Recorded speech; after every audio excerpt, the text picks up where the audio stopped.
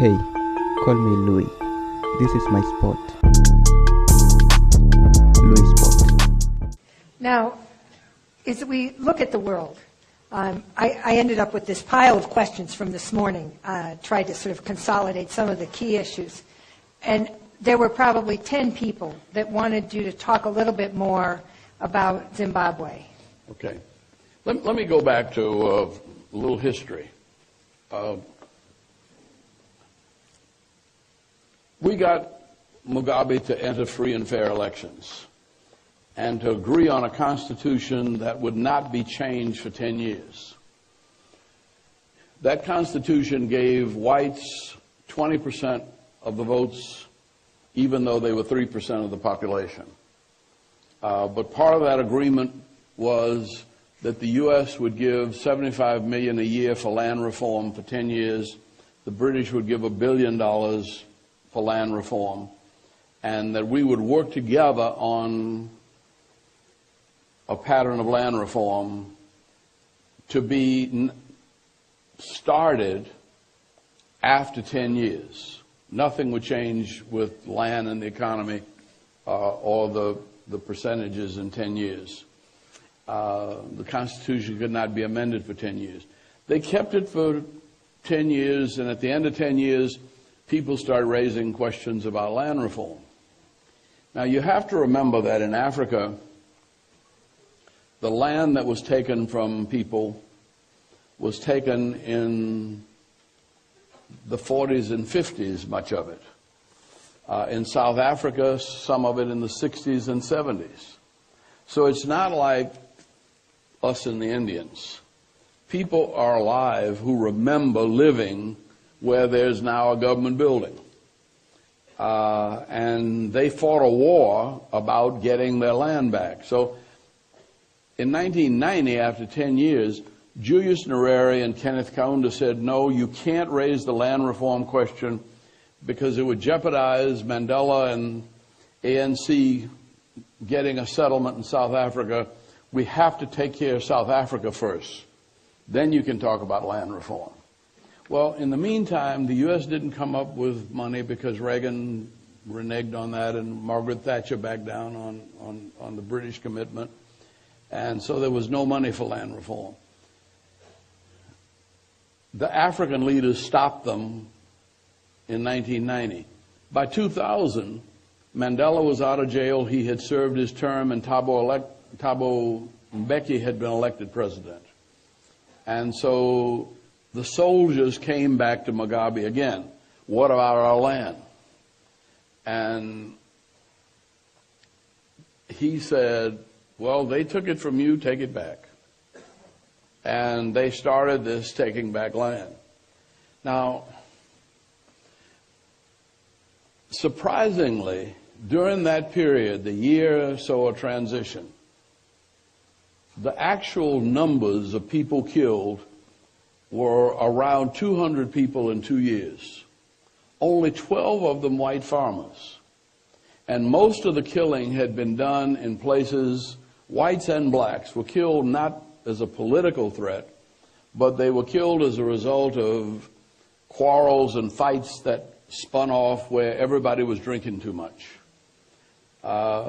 And so it was a relatively peaceful transfer. Now, land reform should not be a problem in Zimbabwe. One landowner had 475,000 hectares of land. That's larger than Belgium. What Mugabe said was, you're not farming it, it's just sitting there, you really don't have any right to it, but we'll let you keep 275,000 hectares, but we need 200,000 to distribute amongst our farmers. Well, the landowner agreed. 275,000 hectares is more than 1 million acres. There's not a single landowner in the United States that owns 1 million acres in one place. And so there is enough land in Zimbabwe for everybody to have enough, and for animals to be able to range free. And the problem with Zimbabwe is that if land reform is successful in Zimbabwe, they're going to want it in South Africa. And there isn't enough land in South Africa. I got married in South Africa to my second wife in the American Embassy, and I was riding by, and the young woman who runs the travel agency that was taking me to the airport, when we passed by the American Embassy, I said, I got married up there in the American Embassy. And she said, I grew up there. And she was about 40 years old. And I said, don't tell me your parents worked for those rich white folks. She said, hell no.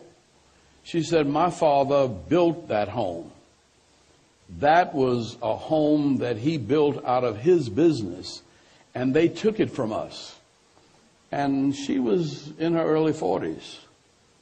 And she remembered until, I said, how long did you live there? She said, I was about almost 15. Which means that, 25, 30 years ago and this was about, 5 or 6 years ago now. But that as late as for a 40, 50-year-old woman to remember growing up in a home that had been taken from her family.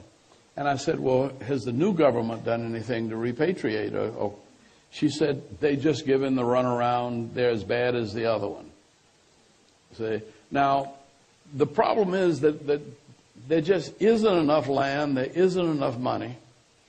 And land reform would be a real problem in South Africa. So South Africa can't criticize Zimbabwe,